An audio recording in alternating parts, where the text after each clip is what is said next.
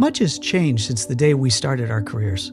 The thought of working for one company, receiving a pension from that same company, getting that gold watch, and then settling into a well-earned retirement seems so antiquated now. And although retirement is still the goal for many, the zeitgeist and numbers tell a different story. In this video, I'll attempt to bring some clarity to the idea of retirement in the 21st century and just what pre-retirees are doing vis-a-vis their own transition. It's important to define just what we mean by retirement. Lots of ideas often get packaged together when we use the term, and I don't want us to be thinking of two different things as we discuss this concept. For the purpose of our discussion here, we'll take the word retirement to mean no longer gainfully employed in any occupation and living from funds saved through various programs and plans like 401ks, IRAs, company pensions, or Social Security, leaving all of our time completely free. The classic retirement. The first stop we need to make is a statistical one. Let's take a look at the current landscape in America and see who's retiring and at what rate they're retiring. Then let's see if we can discern some trends from those numbers. Best place to go? The Bureau of Labor Statistics.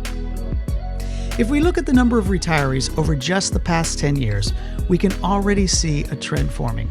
Fewer and fewer people aged 65 plus are leaving the workforce. Currently, 1 in 4 within that demographic are still working. It is, in fact, the fastest growing segment of the workforce. Currently, that age group makes up about 17% of the workforce. By 2024, that will be almost 25%. The growth rate of this segment is the highest of all age cohorts at almost 6.5% over the next few years. In comparison, the next fastest growth rate over that same period of time from 2014 to 2024 is for those 35 to 44 years of age, and its growth rate is only 1%. We are an aging workforce, and there are specific reasons for that, which we'll discuss in a minute. What are all these older workers doing? For that, we need to take a look at another chart. Here we see the largest group of workers aged 55 plus are in the management, professional, and related services industries. No surprise there due to the amount of experience they've accumulated. And how are they doling out their expertise? Largely through some self-employed ventures, entrepreneurship. So now we come to the why question. Why is this happening? Why are so many workers 55 plus staying in the workforce in an entrepreneurial fashion and continuing to work into their retirement years? Well, the reasons are many, but they basically divide into two categories. There are those who need to work into their retirement years and those who want to work into their retirement years. Let's take a look at the motivations for each of those. As I said at the top of this video, a lot has changed since we started our careers. Put simply, the cost of just about everything has gone up. Housing, healthcare, food, travel, you name it, it's gone up. And pensions and savings plans have not kept up. Many have found that by the time they reach retirement age, their pensions won't support their current lifestyle. But the blame isn't all there. As Americans, we're notorious for being some of the worst savers on the planet. The average pre-retirement worker has about $150,000 set aside for retirement, with many having less than $10,000, woefully short of the amount needed to fund a life through 10 or more years of retirement. But those increases in the cost of living don't just affect pensioners, they affect our kids as well. So it should be no surprise to learn that 50% of parents 65 plus have dipped into their retirement savings to help out their kids. And while that's a just and worthy cause, it does leave a hole, one that needs to be filled somehow. The picture we've painted reveals a landscape that's not quite the Leave It to Beaver one we've envisioned.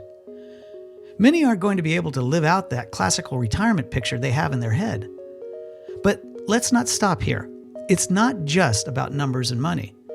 There are more significant changes taking place in both our general and work cultures that are causing more and more folks to work a bit longer and not see 65 as a hard stop. One reason many professionals don't see 65 as a hard stop is because we're living longer, healthier lives. Some have joked that 65 is the new 50. Many feel they've got more miles in the tank and look to the next decade or more as productive time. No doubt, some don't have this attitude.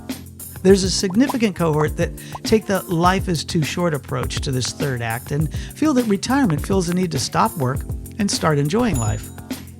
The presupposition here is that work was not enjoyable, and that the real joy comes when we shift from being producers to consumers. The acceptance of these presuppositions is what the market banks on as we book lavish vacations, new homes and retirement communities, and maintain golf and resort memberships. But even if you like the idea of a classic retirement, there's a lot of data to show that a full stop retirement can actually be bad for your health. A study conducted and published by the JAMA Network in 2019 found a direct correlation between life purpose and mortality for those over 50. In summary, the study found that to the extent an individual had a clear life purpose, in our case, a reason for doing the work they do, they effectively extended their lifespan. And in a healthier state, too. For example, let's consider one common health issue for those in their third act: depression. For retirees, there's a 40% increase in the risk of clinical depression. That's a significant risk. How many people do you know that went into retirement and found themselves lost in a sea of time with nothing to do? It's more common than you think. Many new retirees find themselves battling this dilemma. Social circles have shrunk, and professional circles have vanished. It's a significant transition that takes some thought, planning, and support. The Japanese have a concept that's instructive here. It's called ikigai. Roughly translated, it means a reason for being. More than just a concept, ikigai is a process of finding out just what it is you should be focused on at any stage of life. Its application in the third act of life, that's those of us 50 plus, should be required by everyone. Whether we like it or not, feel it's just or unjust, we get a lot of our identity from the work we do. As soon as we remove that work, much of our identity is lost too. For those professionals who do a hard stop at 65, this can be quite a transition to get through. But there's another trend happening in the world of work and retirement. A trend that's culturally based, a trend that reveals a shift in the way we look at our work. Living a life of purpose is now a mainstream idea. Once sequestered in the religious and personal development world, it's now commonly discussed in corporate settings, professional support groups, and volunteer organizational meetings. I know because I'm often asked to speak on such topics by my corporate clients. Workers of all ages are looking for work that has meaning, work that helps define them, work that's a truer expression of who they are, work that contributes to the well-being of their fellow human beings and the planet. This desire to contribute something significant doesn't stop at age 65. As a matter of fact, it often intensifies as the reality of the few years left ahead clarify our focus. Many see that there's more they want to accomplish, more they want to experience through their work. Often that desire is met with the feeling that they don't simply want to extend their current career with all its strictures and limitations.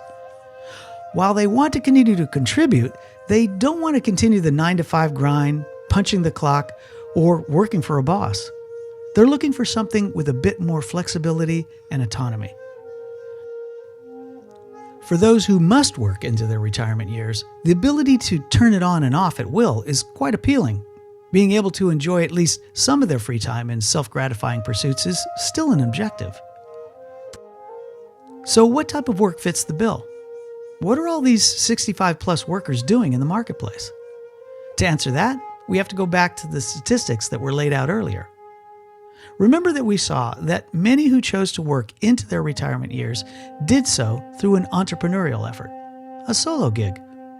And the largest cohort of those 65 plus do in fact start their own businesses, usually something related to their career or industry. Many professionals have the desire to give back to their industry through some form of consulting endeavor. Often this takes the form of speaking or writing or even mentoring or coaching others within that industry. It makes sense that after accumulating all this knowledge and wisdom within a field, that they would have a unique perspective that they want to share. Many approach this idea with the desire to speak at industry conferences and influence others as a thought leader. Others choose writing for industry journals or blogs, or even starting their own blog.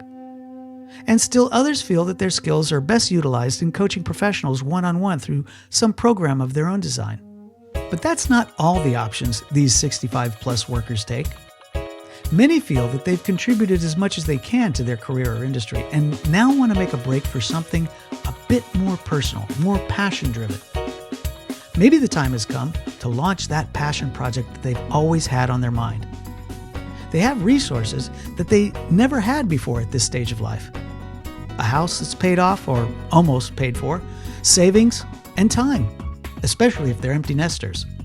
The planets seem to be lining up during this season of life to say, launch that idea you've always had. None of this is unusual or even surprising. As we come to the third act of life, we're made painfully aware that there are fewer years ahead than there are behind. And the idea of leaving a legacy crystallizes in our minds.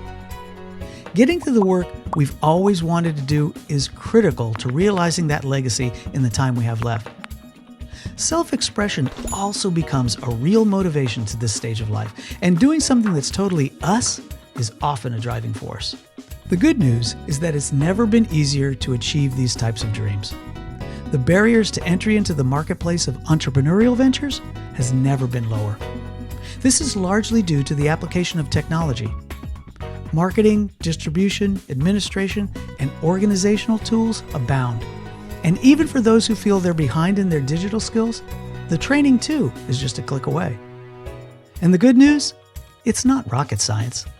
Most third actors have learned along the way, proving that we're adaptable and resourceful. I hope this video has given you some ideas and provided some solutions as you plan out your golden years. You have a lot to give, even in your 60s. And you stand at a unique place in life that gives you a perspective that younger workers don't have. This process we've been discussing here is actually called an ENCORE career. And if you're considering pursuing that process, but not sure where to start, I've got a roadmap for you that you can download for free. It's called the ENCORE Career Roadmap. The link to that resource is below this video. Hey, if you're absolutely lost about what your third act will look like, watch this short 4-part series entitled Designing Your Third Act. And also, if you're considering taking on an ENCORE career, then watch Working Beyond Retirement Age, How to Do It Right. I'm Paul Pichotte. Thanks for watching.